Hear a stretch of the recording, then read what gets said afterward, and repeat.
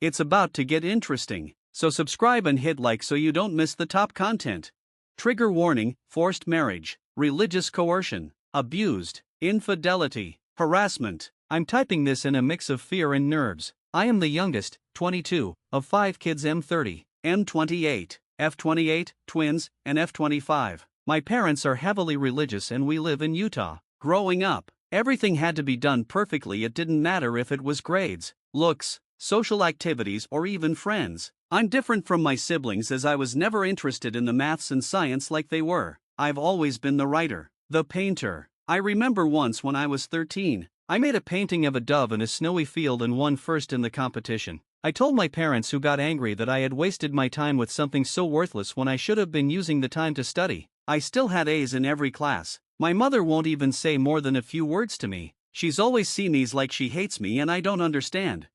Father burned the painting to remind me of what was truly important before taking all of my art supplies until I showed more responsibility with my time. It's been like this as long as I can remember. I work full-time, and have since I was 15 at McDonald's, dashing every bit of money I could. Father took half my checks as tithing to help teach me what being an adult was like. I applied to several colleges but was told by my parents that they would not be helping me with tuition as they did for my siblings because they thought sending me to college would just be a waste of money.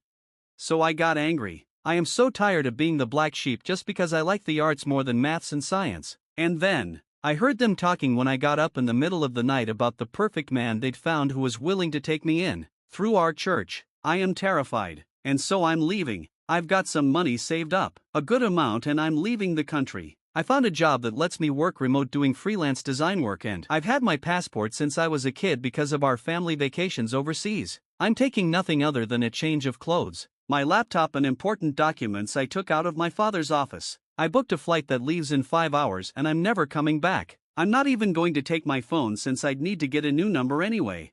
My best friend, God bless her, had been the one booking things and getting everything ready since I couldn't tip off my parents. She's also smuggled some of my more important things I can't take to hold onto for me. She's parking down the street and I'll leave with my smallest suitcase to meet her. I don't know how they'll take this. I'm terrified they'll find a way to drag me back, or track me down. They went to bed over an hour ago, but I'm too anxious to sleep.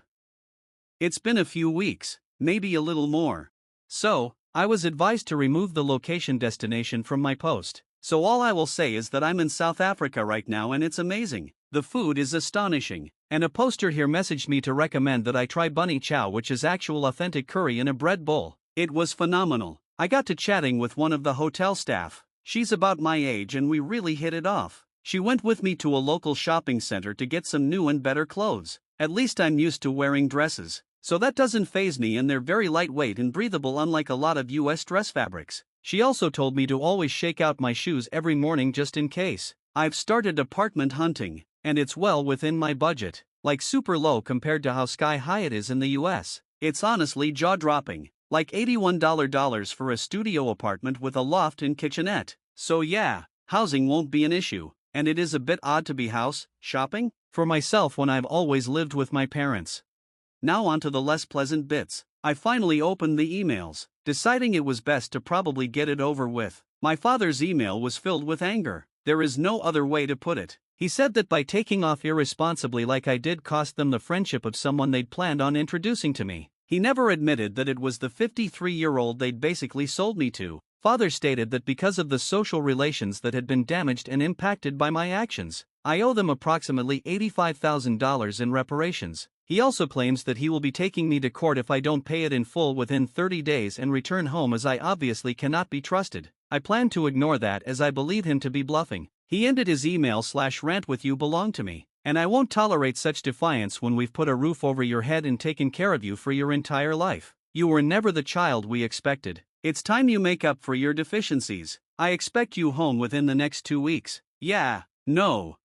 My siblings were basically copies of my father's email, admonishing me for throwing the efforts of our parents in their faces before running off like a coward unwilling to face the fallout of my actions. I skimmed them honestly, before just deleting them. It's nothing I didn't expect. However, my sister-in-law, she's married to my eldest brother, sent her own email before asking me not to reply as she would be deleting every sign she sent it from her end. She congratulated me on stepping out on my own and getting away from my parents and their demands. She said that she herself hadn't been strong-willed enough to stand up to her parents when they basically betrothed her to my brother, which makes sense as I remember that they met and then married within 6 months. And even then I thought that was a bit strange. She pleaded with me not to return, and not to reply. That was it. It was a bit unnerving honestly, as I do believe her, and I'm sad that she is stuck the way she is. The last email was from my best friend. She said that the morning after I flew out, my parents had been on their doorstep demanding to see me. Apparently they believed I was hiding with her. They refused to leave, screaming for me to stop pretending I wasn't there. It caused enough of a scene that the police were called, but they only talked to my parents briefly and let them leave. It really angered my friend, who'd wanted them arrested for threats and trespassing. The police only claimed that there wasn't a pattern of behavior that would warrant them being arrested and charged before just leaving. She didn't know when they realized I wasn't there at her house, but they didn't come back thankfully. However, word has spread of me fleeing the safety of my parents' home and how they wanted me to return as they were concerned and fearful of what may happen with me out on the streets alone. The church ward has actually done searches of the area trying to find me. I don't know what they'll do from here, but they have no idea I left the country, let alone the state. My friend has no plans to say anything, and neither do I. As far as I'm concerned right now, they can live with that state of wondering for the rest of eternity. I don't think I will renounce my US citizenship, as there may come a day when I need it and it's better to be safe than sorry, but I have full plans to gain dual citizenship as soon as I am able to. That's it for now, no other parts yet, but if anything changes I'll let you know. I want to thank you all for your comments and private messages. It feels like I've got friends and family on my side and I cannot tell you how much that means to me. Truly, thank you, all of you. Ironically, my use of maths instead of just math comes from my mother who was British and met my father in England when they were 22. So I do come by it naturally and my siblings say it that way as well. I thank you for drawing my attention to the TT videos broadcasting my story, though why they changed the name I don't know. I did report them but we'll have to see if they ever pull the videos down or at least edit them. Second is people questioning why I chose South Africa and Johannesburg of all places because of how dangerous it can be. I do understand the risks, but there is nowhere on this planet that is inherently danger-free. Africa is massive and incredibly diverse. Finding someone would be very difficult and because those videos got so much attention I have left Johannesburg sadly. I'm very far though obviously still in Africa.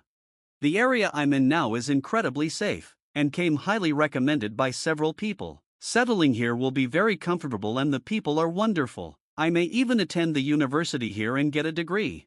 I haven't replied to the emails, but I have saved them and printed copies and laminating them just in case. I will not be renouncing my US citizenship, and my passport is good for another 8 years. I don't hate religion, regardless of what it is. In my eyes, a person's relationship with God is incredibly personal. If a person connects with Him via camping, or walks, long drives listening to music, acts of service, that's their choice and it's just as valid in my opinion as sitting in a pew is. Possibly more as they're honest with themselves instead of just putting on a false facade for the public eye. I plan on ignoring any further emails from my family, other than printing them out just in case. They've made several phone calls to my friend who's had fun with them. The first time your father called yelling that I hand you over I pretended to be cowed and gave him your location. It took him to a strip club. He came back screaming at how I had embarrassed him. I just hung up on him honestly. She did that each time they called, giving a different location each time. Her favorite was sending my parents to a nudist retreat. My mother passed out apparently. My friend is looking to move and eventually plans to join me but will jump around a bit so that they don't follow her to me. I did finally read my uncle's email, but it was just a copy of my father's with the added comment that he and his fellow cops would be looking for me to bring me home safe before I got myself in trouble and hurt. I am being watchful, and I know better than to wander into dark alleyways and abandoned places. That's all I've got for now. If anything changes I'll let you all know. It's heartwarming seeing and reading how many people are on my side and in my corner. I've actually begun printing out everyone's messages and comments to put in a binder I can look back on later. Truly thank you all, I mean it. It's been a little while longer, a week and a half I've settled in here a bit and am now enjoying the paperwork. Oh, so much paperwork. I've rented an apartment, and although it has 2 bedrooms, one of them is for my friend when she comes to visit me. I've made a few acquaintances here and am starting to get back on my feet little by little. The biggest problem for me has been feeling uncomfortable because I don't know all these unspoken rules like I did in the US, so I am constantly doubting myself, but hopefully that will pass with time. So, family. My family has learned I left the state. How they did, I'm not sure. They do, however, seem convinced that I am still in the continental US. My friend works as a cartoonist, and while she doesn't make a large amount of money, she makes more than enough to live comfortably. She's getting ready to leave herself and decided to send my parents a farewell gift. She didn't tell me about this until just a little bit ago. She spent a few hours carefully drawing my parents as they visited each location she sent them to, including their reactions, and all scenes were ended with the phrase "a beta beta bade, that's all folks." Sadly, while I've never seen Looney Tunes, as she named it, she said she portrayed my dad as similar to a coyote. I'm still not a 100% sure what that means, but she said everyone else would, before then ordering me to watch it. Maybe one day, she should be joining me around October 9th. After country hopping several times, all the things she hasn't sold are in a secured storage unit, including the things she's been holding for me. The biggest revelation came after my father. Well, he had a meltdown apparently after I never responded to him. He got into a fight with my mother in church, and many things were said, among those, according to several, that my mother had cheated on my father, which, well, led to me. Which is why she never liked me, I guess, as I just reminded her of her mistakes. My father took her back in spite of that. But well, there it is. It caused a big stir in the ward, and meetings were held, though I obviously don't know what was said or done. I may never know, honestly. I am trying to move on and am even contemplating getting a tattoo. Part of me really wants to, while another points out that if I change enough and father finds me, he won't want me then. Once my friend arrived, things got really hectic. She's been settling in well, and it has been a huge relief to have her here with me, as it gives me a sense of security that I didn't really have before. We've been taking time to build new routines, finding a new normal, I guess, that works for us both. It's been a challenge, but at the same time, everything has been so different one day to the next that it's kept the days from seeming boring or blurring together. One of the elderly neighbors I've been talking to a lot since I moved here has also invited the both of us to spend Christmas with her and her family. They're going to have a goat as the main meat, which is different, but I'm excited to try. It's odd to not see Christmas trees everywhere, but that's still a new thing, so it's not common here. But her granddaughter is teaching my friend and I some of the dances we'll be doing, as Christmas celebrations here are more like a festive party and gathering rather than a slow day spent with just gifts. It's odd, as even in my family we'd only ever be given 3 gifts, one for our body, one for the mind, and the last for the soul, to honor the Trinity according to my parents. Last year I think I received a new Sunday dress, a set of physics textbooks, and a new log journal for my scripture reading. After gift openings we'd each retreat to our rooms and remain there until dinner was ready, usually made by mother and myself. Yet here, they're planning on doing our hair, having dances and music with food and laughter. Gifts are still given obviously, but the day is spent more with those around you than on material things. I'm excited. I've decided to ignore my family for now. I've gotten a lot of questions on why I didn't report them or confront them, and the answer is easy and may seem a bit childish, but the thought of facing them like that terrifies me. I don't want to be around them, talk to them, or think about them. I'm genuinely scared that trying to bring justice will only drag me right back into the mess I ran from. I'm 22 and yet I'm terrified of my own family, so that's why I'm not doing anything to them. I just want to pretend, even if only for a bit, that my life isn't messed up and freakish, if that makes any sense at all. I don't know where I will be a year from now, but somehow, the thought doesn't worry me. I'm happy, genuinely happy, and excited to see where things will go from here. Thank you everyone, really, I mean it. Looking back, it's mind-blowing how things have changed, and there is still so much I get to do.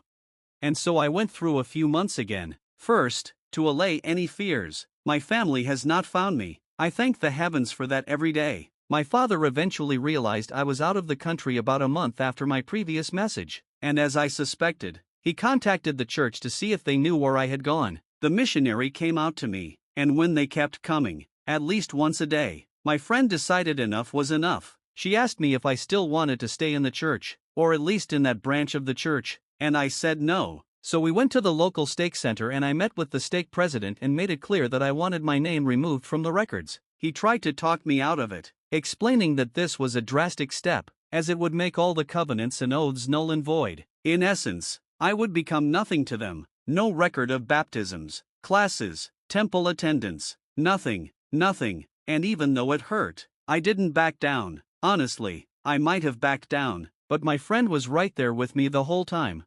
I know a lot of people have been wary of traveling here, or at least to this part of the world. I want to assure everyone that while I am fully aware of the possible risks, I am no longer willing to let fear run my life. I am cautious, mindful, but I am living. For what feels like the first time in ages, I feel like I can breathe. I'm still scared of my father and family. I'm not going to lie. My siblings still send occasional letters trying to convince me to come home, but I don't respond. The same goes for the letters my father and uncle send me. My father is still just as angry and offended by my behavior. He faces strange questions from the home community, and he feels that my act has done irreparable damage to his reputation. Nothing particularly bad has happened, thank goodness, and hopefully it will stay that way. I'm still thinking about getting a tattoo, and I still want one. My friend suggested I get a traditional style sign on my arm, and then add one sign from each country we visit. It won't be a full sleeve, but it will wrap around the top of my arm like a ribbon. I like the idea, so we'll see.